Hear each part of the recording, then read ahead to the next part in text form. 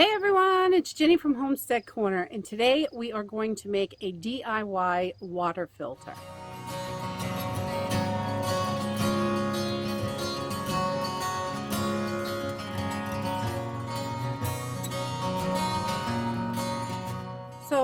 I wanted to put together a cheap, inexpensive water filter, something that I can put on the counter that looks fairly okay. And I've been looking all over the internet at DIY stuff and stuff like that. And I tried to simplify this for myself to make it as easy as possible to make. And I figured while I make it, I would share it with you guys.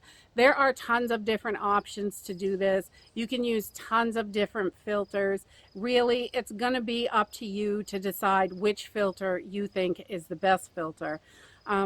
I know some of the things that I saw used Berkey filters. Some put 2 filters in, some put 1 filter. You can use stainless steel pans, which I'm going to use today, or I have seen people use plastic buckets for this as well, which would make it even cheaper. So I just figured I would bring you with me on this little project that I'm doing today because, you know, I love to be able to save money, and this is super inexpensive. I have got just 2 of these 8-quart stainless steel stock pots. They're you can get them at Walmart. They're the mainstay ones. This 8-quart one is only $7. So I picked up 2 of these because one is going to sit on top of the other. And then so these are $7 a piece from Walmart. You can use any stainless steel pot that you want, but you want something with a thin bottom because you're going to drill holes in this. So you want it to be kind of thin, but you know, so you can get through it. If it's too thick, a really heavy duty stock pot on the bottom is going to be too thick to drill through unless you've got some pretty high powered tools. My little Black Decker wouldn't do that. So the other thing that I picked up was I personally prefer a ceramic filter. So I picked up a few of these, and this is just ceramic. You can get them with minerals added to them. You can get all different kinds of them, really. There are tons of different options. This one is about $10 a piece, 10 to 12 bucks when you buy one of them, but you could buy a set of 4 for about $35, $36, right in that range somewhere. And I picked up a 2-pack, and it was $18.99, I think, for a 2-pack. So this is just under 10 bucks, and it's really easy. It's got just a finger nut on it with a little rubber washer, so it's going to seal good, and it's on, you know, the little threaded spout, so the water can come out, because I'm going to set this inside the pot. We're going to hook this up in one pot, and then on the other one I found this set of, I think there's 4 of these little spouts to drain the liquid out, so you can fill up your glass, your jugs, whatever. Once you filter it, you can put it in storage containers to store, so you have extra water. While, you know, if you have to go collect water to run through this filter, it is definitely going to be, you're going to want some storage containers. Once you have it filtered, you'll have a place to store it. That way you're not running out every day to get water. You want to be able to bring as much as you can, and then only have to go as often as you have to.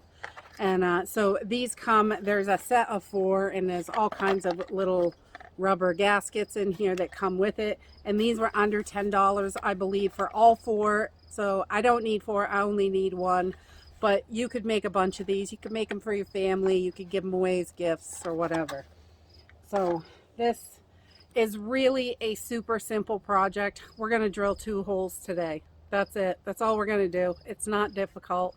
But water is such an important thing to have in your preps, and you can only have so much water. You can only store so much. We only have so much space in our homes, and I think that's important to look at, because if you are thinking about, you know, 3 gallons a day per person, I mean, I have 6 people in my home. That's 18 gallons a day. How much can I store in my home? you know, how much room do I have for water storage? I also have to store food, and I also have to be able to live here and, you know, walk around and move. And I have 4 kids, so they need to move too. They got to get that energy out. Throw them all outside as much as I can. All right, so I picked these pots specifically because the way the handles are put on, it makes it so I have to drill less holes. There are little like rivets in here that hold the handle on, and that is going to support my pot on top. It's going to hold it so it doesn't go all the way down in, and I have just got a little Black & Decker 20-volt drill. That's what we have. We use this for most projects, and I've got a unibit on here so it drills all different sizes, because this hole and the other hole are different sizes, and this is just going to, you know, it works on stainless steel. It will go through the steel, whereas some of your bits are not going to. So you want to make sure you have a stainless steel bit. And then I've just set the pan on a couple of pieces of wood because the handles aren't pressing into the ground that way. I'm going to break my handles off. And then I'm just going to drill this.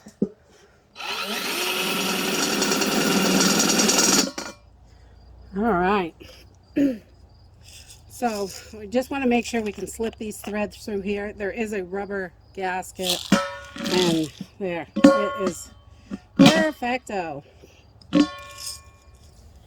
Okay, so we got our top pot done, and now for the bottom part, we're going to put the little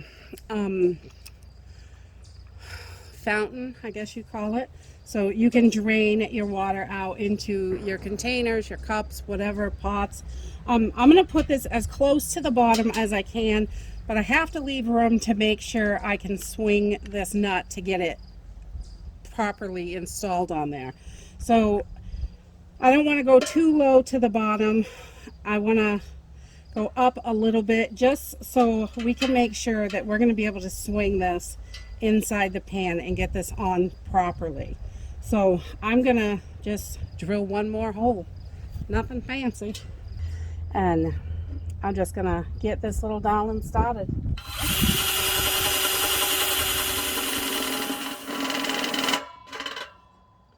All right. So this should fit. Yes, yes, we're in. Yay. All right. Short and simple. Some metal shavings in there. And real quick, before you wash these pans, if you decide to use metal, you're going to want to take some sandpaper. I just got this little disc I folded up. You want to sand down these edges inside and out so you don't cut yourself on it. There are some little burrs on here, and you can just take it, you know, scratch a pan up a teeny bit, but you're going to cover that. So we got our pans all clean, and the label just shredded up when I took it off. A little rubbing alcohol works wonders. You probably have quite a bit in your house. I do. I have tons of it. So just a little teeny bit on a cloth, wiped all that little sticky gummy stuff right off there. And I'm just going to put this together. I've got the spigot, and I'm going to add one of these rubber gaskets to it. It comes with a bunch of gaskets in there. So I am just going to put one right on here and fit that in. And then we're going to put one inside as well. And then screw our little nut on. Not sure if you can see this.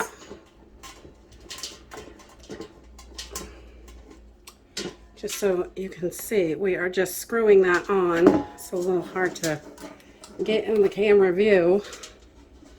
So we just want to get that in there nice and tight so this doesn't leak. There is that.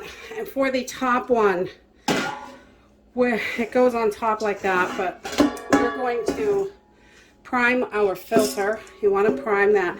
If you have running water, just run it under the spigot, put it right in there until the water is coming out the outside of it. And that is just going to help remove anything that is in there. And but if you don't have running water, which is the method I'm going to go with today, because I think that, you know, If you haven't got this set up when the water goes down, you can still do this. It's going to take a little bit longer to get it primed because I am going to just put my filter right in there, right in the hole.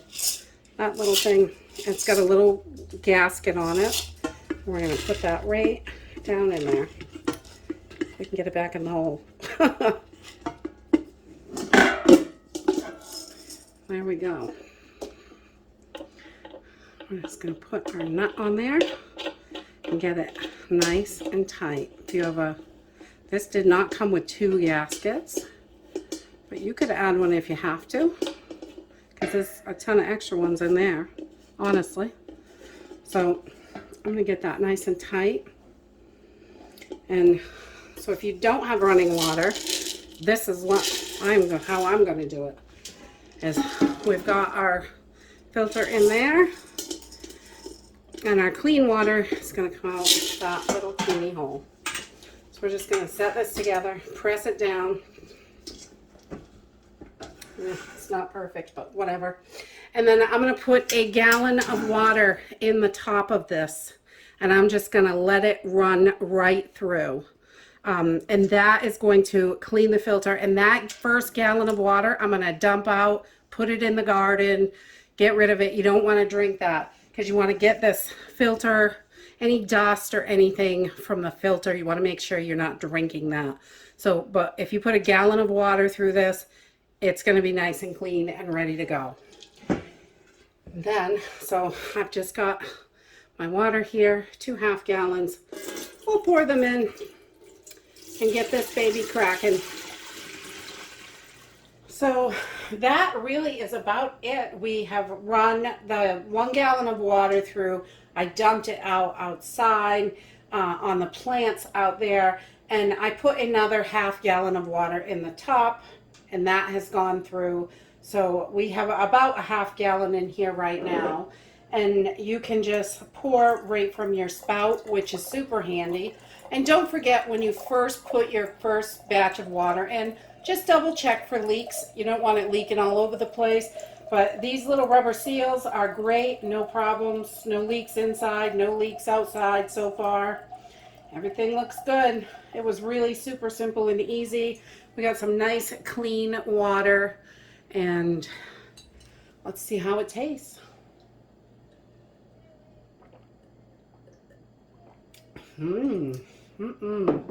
Yummy. And just a couple of quick tips. If you are getting lake water or something like that, your filter, it's going to tell you that it does 1,000 gallons or 5,000 or whatever that it does, whatever you decide on for a filter. And when that is fairly clean water, if you get swamp water and dump it in here, it will clean it, but your filter is not going to last. I would definitely, we keep like some old muslin cloth, just cotton cloth, and I double it up and just run my water through here first into a pitcher, whatever, just to collect any junk. Because when you're picking, if you're collecting water out of a stream or a lake, or there's bound to be some junk in there. So I would definitely just give it a couple layers of cotton, just like a pre-filter. And I personally, from our camping and hiking experiences, we always boil water before I would even run it through the filter. So I would boil it for 10 minutes. 10 minutes is going to kill bacteria, anything like that in the water. Your viruses, bacteria. These filters say they also do that, take the viruses and bacteria out. You want to be 100% sure. So we have always boiled water. If we're not getting it through, we have an RO system in our kitchen. So if we're not getting it out of there and we have to filter water, we're going to pre-filter it and boil it and then let it cool down before I even dump it in the filter. So that is it. This is a really inexpensive way to go if it is not in your budget to buy one. And, you know, why spend the extra money if you don't have to? I figure, you know, this works great. It's perfect. It doesn't look too horrible. It's not You know, it's snowbirky, but it's not bad looking. It's not too bad. So that is it for today. If you like this video, give me a thumbs up. Subscribe. We'll see you in the next video. Bye.